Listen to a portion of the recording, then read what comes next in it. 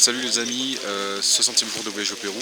Et ben après 3 heures de route de Cusco, nous voici arrivés à Sora y Pampa et va commencer le trek vers la Laguna Humantay. A plus tard.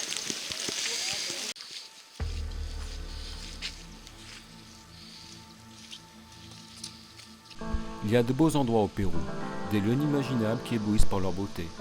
L'un de ces trésors naturels se trouve près de Cusco et c'est la lagune Humantay.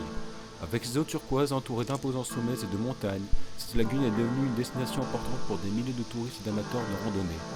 Bien que la lagune ne fasse pas toujours partie des circuits touristiques de Cusco, c'est l'un des décors les plus merveilleux de la région. Le trek de la lagune Humantay commence par un chemin plat entre Sora y Pampa et un petit village à partir duquel commence l'ascension. Humantay se trouve dans la cordillère Vilcabamba, dernier refuge des Incas après la conquête espagnole. Salut coucou les amis, nous voilà à la moitié du chemin pour arriver tout en haut, avant d'arriver à la lagune Humantay. Et c'est déjà crevant parce qu'on en a l'altitude donc c'est pas facile de respirer. La naissance de cette lagune est étroitement liée à la légion des frères Sangate Salcantay. Selon le même récit, tous deux ont décidé de voyager vers des terres inconnues afin de mettre fin à la sécheresse. Le premier a choisi d'aller vers le sud où il a trouvé de la nourriture qu'il envoya à Cusco.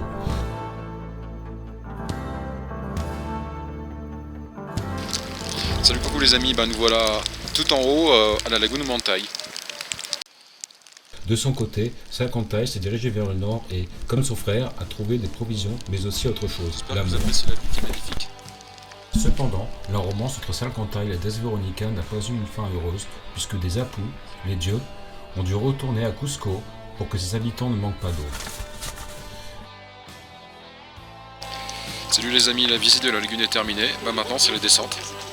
Les deux frères sont devenus des monts enragés et alimentent la cité impériale en eau jusqu'à ce jour.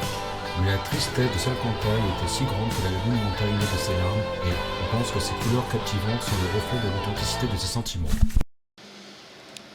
Salut, voilà les amis, c'est tout pour cette journée à la lagune Humantay. Donc c'était un trek assez court, puisque une demi-journée plus une demi-journée de bus.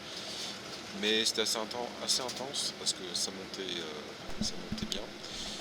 Et puis c'était mon dernier jour à Cusco aujourd'hui. Donc là je suis dans le bus pour Arequipa. Donc Cusco, c'était sympa, il y a vraiment beaucoup de beaux endroits à voir. Par contre j'étais dans la saison des pluies. Donc ça c'était un peu dommage. Donc il faut savoir qu'entre décembre et mars c'est la saison des pluies. Et puis je sais qu'il y en a qui vont dire oh c'est dommage, t'es pas le Machu Picchu. En fait je suis déjà allé lors de mon dernier voyage, je suis déjà allé au Machu Picchu. Et en plus ça coûte assez cher, donc je n'avais pas tellement envie d'y retourner. En plus je suppose que vous connaissez.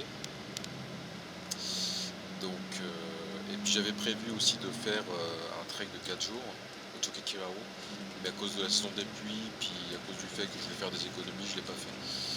Mais je vais faire d'autres treks et je vais voir d'autres beaux endroits dans d'autres régions. Donc voilà, c'est tout ce que je voulais vous dire. Donc je vous dis à la prochaine à Arequipa. Salut les amis, à plus.